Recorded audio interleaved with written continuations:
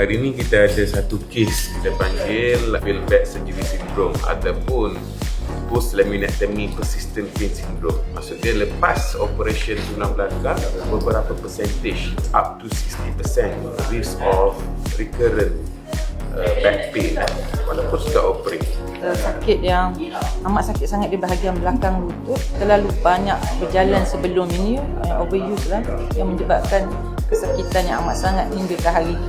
Kita boleh nampak tempat dan dia tepuk dulu. Bukaan dia kecil lah, dia tepuk sikit kat sini Boleh nampak ni Tepuk dia kecil je sebenarnya. You can see here, normal kan tempat yang tak ada operation. You see sini bengkak sikit kan. So possible ada epidural fibrosis, scarring pada bahagian saraf lah. Belakang ni macam highway tu. So kalau kita nampak operation kat tangan, luka parut pada bahagian tangan, ini parut dalam tulang belakang, spinal canal.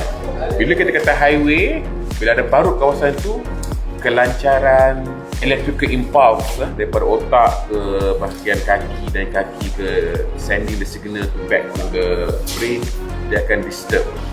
So ini tujuan kita adalah kita buat epidurolysis untuk pulihkan balik fungsi saraf, bagi balik blood flow pada bahagian yang operation dibuat pada tahun lepas.